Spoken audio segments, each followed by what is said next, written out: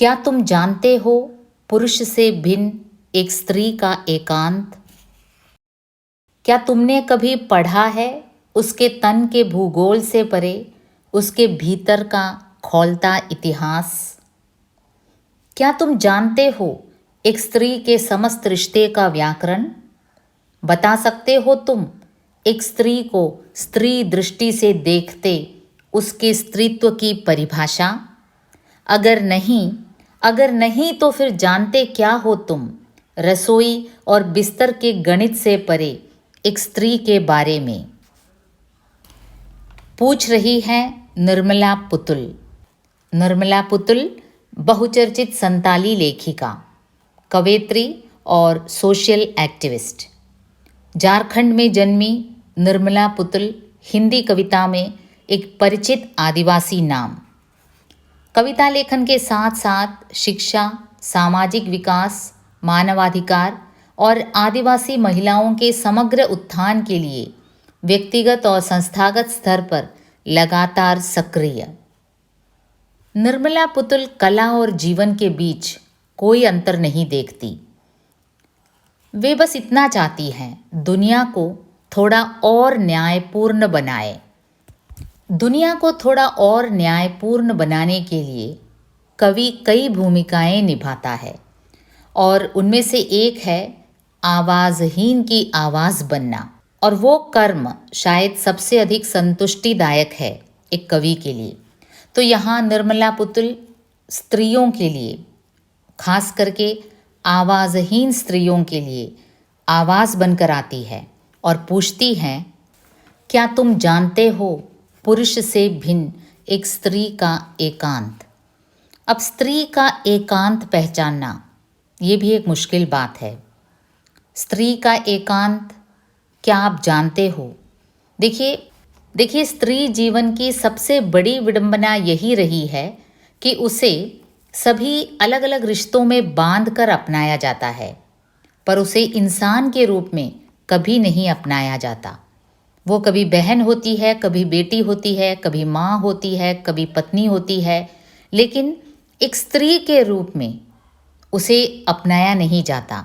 मानो उसका स्त्री के रूप में, एक इंसान के रूप में उसका अस्तित्व है ही नहीं। तो स्त्री का एकांत, हे पुरुष, कभी तुमने पहचाना है? क्या कभी तुमने ये जाना है कि पुरुष से भिन्न भी स्त्री का एकांत होता है? या फिर तुमने ये समझ लिया कि स्त्री का कोई एकांत ही नहीं होता, उसकी अपनी निजी इच्छाएं ही नहीं होती, वो तो पुरुष की छाया मात्र है? क्या ऐसे तुमने समझ लिया? क्या तुम जानते हो पुरुष से भिन्न एक स्त्री का एकांत? घर, प्रेम और जाति से अलग एक स्त्री को उसकी अपनी ज़मीन के बारे में बता सकते हो तुम? देखो कैसा सवाल है। घर, प्रेम और जाति से अलग स्त्री तो घर की अपनी ही है, घर की लक्ष्मी है, घर की देवी है, ऐसा माना जाता है। स्त्री प्रेम की देवी है। अब घर और प्रेम से अलग भी स्त्री का कुछ व्यक्तित्व हो सकता है, उसकी भी कुछ इच्छाएं हो सकती हैं। ये तो असंभव है भाई, ये तो हमने कभी सोचा ही नहीं। पुरुष ने क्या, स्त्रियों ने भी नहीं सोचा। निर्मला जी समाज में वर्ण, धर्म, जाति के आधार पर होने वाली जो तमाम भिन्नताएं हैं उसको दूर कर समानता का व्यवहार चाहती है। अपनी प्रगतिवादी सोच एवं बेबाक लेखनी से कवयित्री समाज में होने वाले आवश्यक परिवर्तन पर बल देती है। वो परिवर्तन चाहती है। वो एक ऐसी बहस चाहती है जिसमें समाज का हर तबका शामिल हो, दलित हो या पिछड़ा हो, सबका संवाद, सबको अवसर मिलना चाहिए। और ऐसा अवसर स्त्री को तब मिलेगा जब समाज ये समझेगा कि पुरुष से भिन्न भी स्त्री का एक एकांत होता है। घर, प्रेम और जाति से अलग भी स्त्री की अपनी ज़मीन होती है। पहले उसे समझिए। अब ये नहीं कि स्त्री केवल घर के लिए है, प्रेम के लिए है, उसका अपना व्यक्तित्व नहीं है, उसकी अपनी सोच नहीं है, उसकी अपनी आकांक्षाएं नहीं हैं, ऐसा मत सोचिए। वे फिर सवाल करती हैं, बता सकते हो सदियों से अपना घर तलाशती एक बेचैन स्त्री को उसके घर का पता? आप समझते हैं कि स्त्री को आपने अपने घर का देवी बना दिया, लक्ष्मी बना दिया, लेकिन आप जानते हैं सदियों से स्त्री अपना घर तलाशती है। एक बेचैन स्त्री को बता सकते हैं आप उसके घर का पता? यानी कि जिस घर को आप घर कह रहे हैं वो ज़रूरी नहीं है कि स्त्री को घर लगे।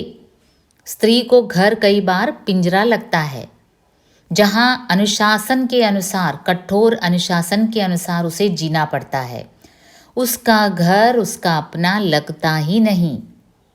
तो ऐसे में हे पुरुष, बता सकते हो तुम सदियों से अपना घर तलाशती एक बेचैन स्त्री को उसके घर का पता? सबको अपने घर का पता होता है, बच्चे बच्चे को पता होता है, लेकिन स्त्रियों को अक्सर लगता है कि ये जो पता मुझे मिला है, समाज ने जो मुझे दिया है, वो मेरा अपना घर है ही नहीं। उसके अंदर एक बेचैनी है जो सदियों से है। हालांकि आज इस प्रकार की कवित्रियाँ ये खुल कर कह रही हैं, लेकिन ये बेचैनी तो सदियों से है, हमारी माँओं के ज़माने से है, हमारी दादी के नानी के ज़माने से है। लेकिन अफसोस की बात क्या है कि पितृसत्तात्मक समाज में किसी ने पूछा ही नहीं। तो आज निर्मला पुतुल पूछती हैं, एक आदिवासी सोशल एक्टिविस्ट कवयित्री पूछती हैं, क्या तुम जानते हो पुरुष से भिन्न एक स्त्री का एकांत? घर, प्रेम और जाति से अलग एक स्त्री को उसकी अपनी ज़मीन के बारे में बता सकते हो तुम?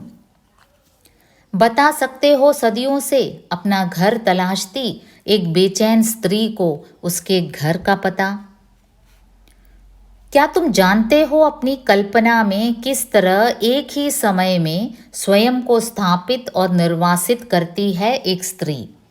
अब देखिए, स्त्री एक ही समय में अपने आप को कहीं स्थापित भी करती है और कहीं निर्वासित भी करती है।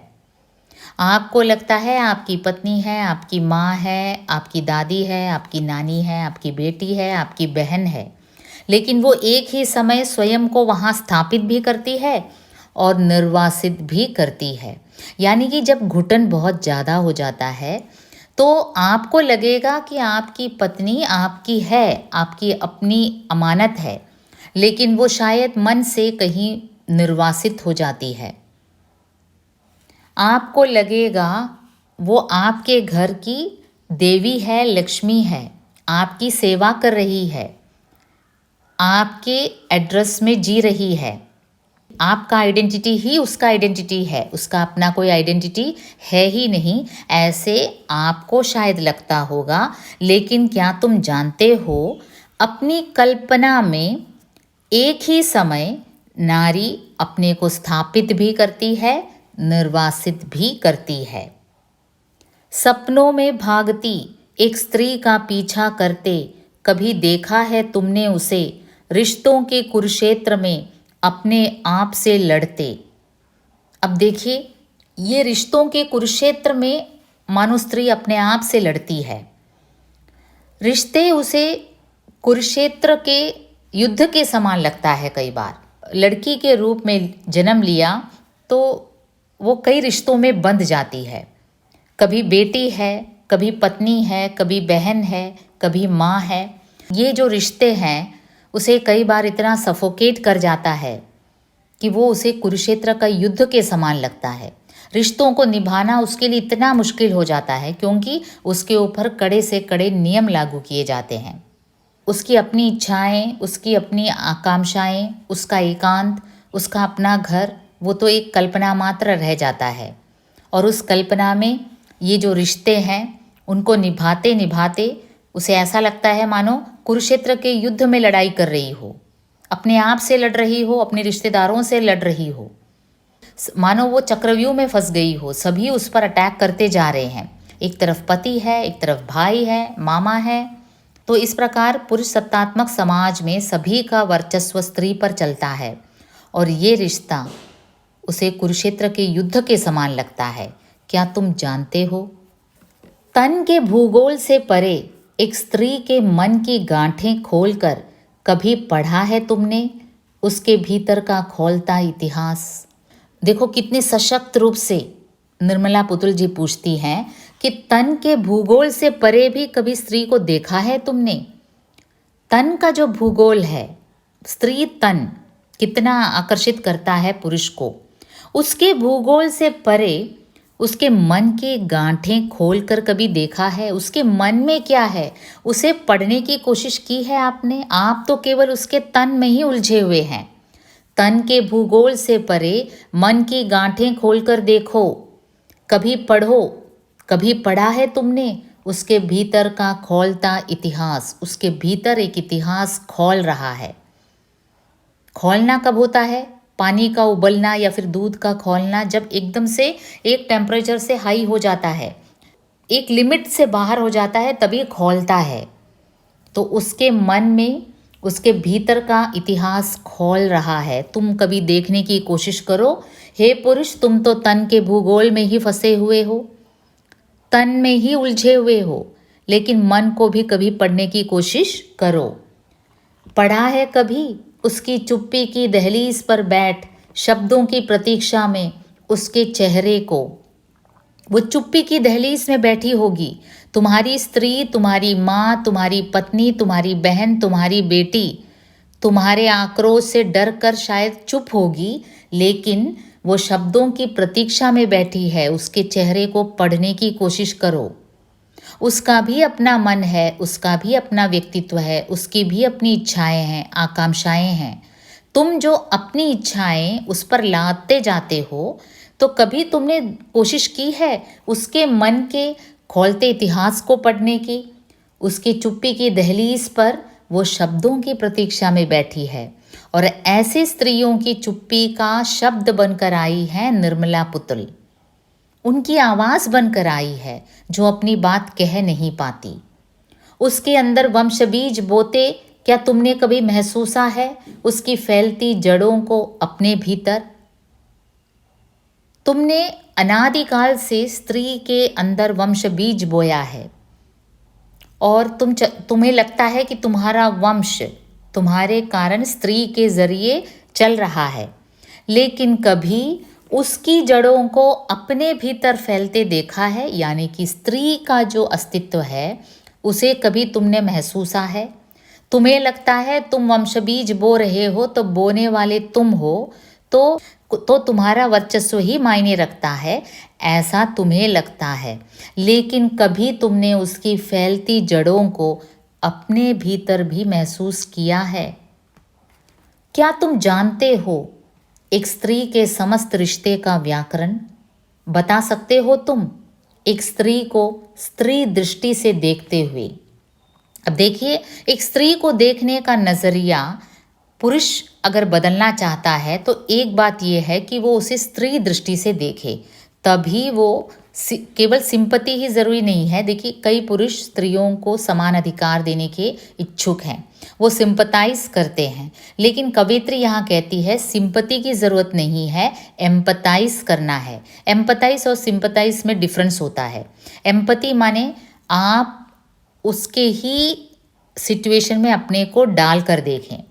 तो पुरुष को अगर स्त्री के दुख को वास्तविक रूप से समझना है तो सिंपति की ज़रूरत नहीं है, उसे स्त्री दृष्टि से ही देखना है, उसे खुद स्त्री बनना है। तब आपको पता चलेगा ये जो रिश्तों का बंधन उसके लिए कुरुक्षेत्र के युद्ध के समान है। तब आपको पता चलेगा उसकी चुप्पी वास्तव में शब्दों को खोज रही है।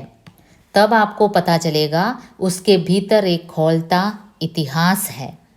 तब आपको पता चलेगा वो अपने एक अलग अस्तित्व के लिए बेचैन है। तब आपको पता चलेगा उसकी तन के भूगोल से परे उसके मन की गांठें काफ़ी कॉम्प्लेक्स हैं। उसे खोलते खोलते आप आश्चर्यचकित हो जाएंगे कि क्या इसी स्त्री को मैंने सदियों से अपना समझा था, अपना एक भाग समझा था। उसका अपना व्यक्तित्व उसका अपना भी व्यक्तित्व हो सकता है, उसकी भी इच्छाएं हो सकती है, ये तो मैंने सोचा ही नहीं था। मैंने उसे अपने घर का देवी समझ लिया, लेकिन उसे मानव नहीं समझा। ये भूल मैंने कर डाला। तब आपको पता चलेगा। क्या तुम जानते हो एक स्त्री के समस्त रिश्ते का व्याकरण? बता सकते हो तुम एक स्त्री को स्त्री दृष्टि से देखते उसके स्त्रीत्व की परिभाषा? अगर नहीं तो फिर जानते क्या हो तुम रसोई और बिस्तर के गणित से परे एक स्त्री के बारे में? अगर ये सब तुम नहीं जानते तो हे पुरुष, हे महान पुरुष, तुम जानते क्या हो? तुम बस रसोई और बिस्तर का गणित जानते हो। रसोई से तुम्हारा ताल्लुक यही है कि स्त्री रसोई में होगी तभी तुम्हारा पेट भरेगा, और बिस्तर से तुम्हारी काम वासना की पूर्ति होगी। तुम्हारे तन का, तुम्हारे मन का दाह शांत होगा।